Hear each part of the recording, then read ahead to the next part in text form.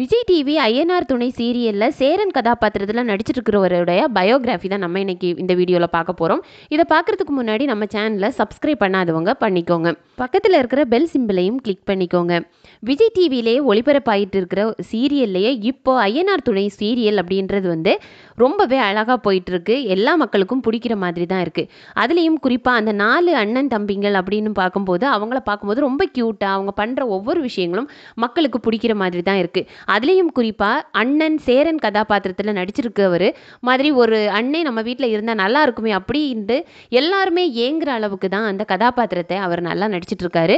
சேரன் கதாபாத்திரத்தில் நடிச்சிருக்கிறவருடைய உண்மையான பேர் முனாஃப் ரஹ்மான். இவர் சென்னையை சேர்ந்தவர் தான். அங்கே தான் ஸ்கூல் படிச்சிருக்காரு. அப்போதுலேருந்தே இவருக்கு டான்ஸு நடிப்பு அப்படின்றது தான் ரொம்பவே பிடிச்சிருக்கு. எப்படியாவது சினிமாவில் வரணும் அப்படின்றது தான் அவருக்கு ஆசை. ஸ்கூல்ஸில் எல்லாம் எல்லா கல்ச்சுரல்ஸ்லேயும் அவர் கலந்துப்பாராம்.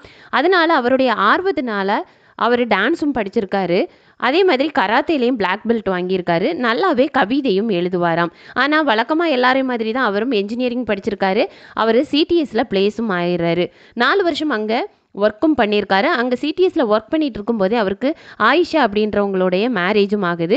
அவருடைய மேரேஜ் ரொம்பவே கோலாகலமாக செலிப்ரேட் பண்ணியிருக்காங்க. அவங்களுக்கு இப்போ ஒரு அழகான கேர்ள் பேபியும் இருக்காங்க.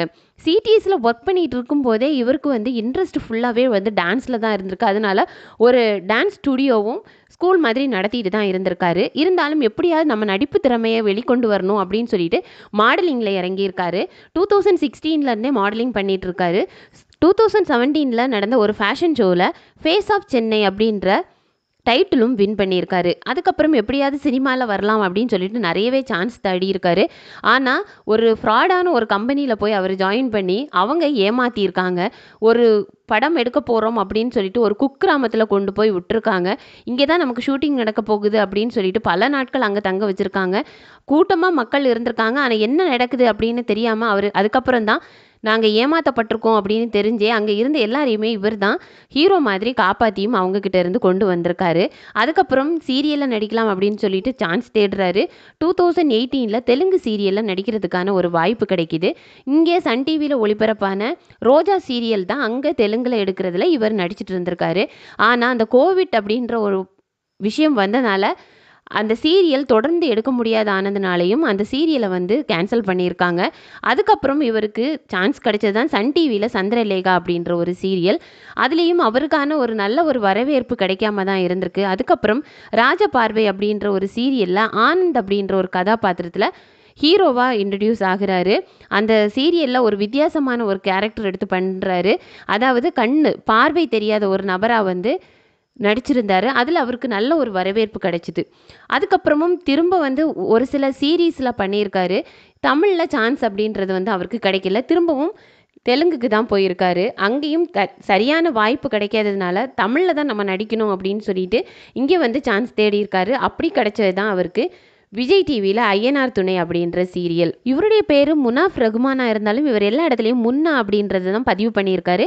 இவர் எல்லா மக்களும் நல்லா ஹாப்பியாக இருக்கணும், அதே மாதிரி சினிமா வாய்ப்புக்காக இளைஞர்கள் ஏமாற்றப்படக்கூடாது அப்படின்றதுக்காக தான் ஏமாறின கதையை எல்லாமே ஒரு வீடியோ பதிவாகவும் போட்டிருக்காரு.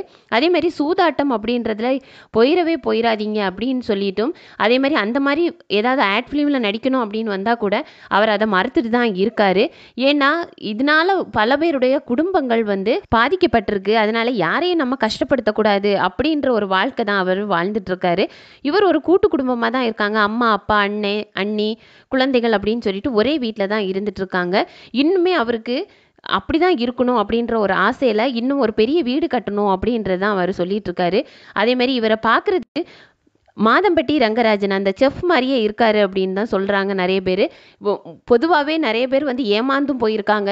மாதம்பட்டி ரங்கராஜன் தான் சீரியலில் நடிக்க வந்துட்டாரோ அப்படின்னு சொல்லிட்டு அந்த அளவுக்கு அவங்களுக்கான உருவ ஒற்றுமை இருக்குது. அவருடைய நடை உடையாக இருந்தாலும் சரி அது ரங்கராஜனை ரிஃப்ளெக்ட் பண்ணுற மாதிரி தான் இருக்கும். இல்லைனா ரங்கராஜனுடைய தம்பியோ அப்படின்னு நினைக்கிற அளவுக்கு தான் இவர் இருந்துட்டு இருக்காரு. முன்னாவோட ஃபேஸ் கட் அச்சு அசல் மாதம்பட்டி ரங்கராஜன் அவர் மாதிரி தான் இருந்துகிட்ருக்கு. நீங்களும் அப்படி ஏமாந்துருக்கீங்களா, இல்லை உங்களுக்கு வித்தியாசம் தெரிஞ்சிச்சா அப்படின்றத கமெண்டில் சொல்லுங்கள். இவர் இன்னும் ஐயனார் துணை சீரியலில் வந்து சேரன் கதாபாத்திரத்தை நல்லாவே கொண்டு போயிட்டுருக்காரு. அதை பார்க்குறவங்க எல்லாம் நம்ம வீட்லேயும் இப்படி ஒரு சேரன் இருந்தால் நல்லா இருக்குமே அப்படின்ற அளவுக்கு தான் அவர் அந்த சேரனாகவே வாழ்ந்துட்டுருக்காரு அப்படின்னு சொல்லலாம். இவருக்கு பல வாய்ப்புகள் மறுக்கப்பட்டாலும் இப்போ ஐயனார் துணை அப்படின்ற ஒரு நல்ல ஒரு சீரியல் கிடச்சிருக்கு.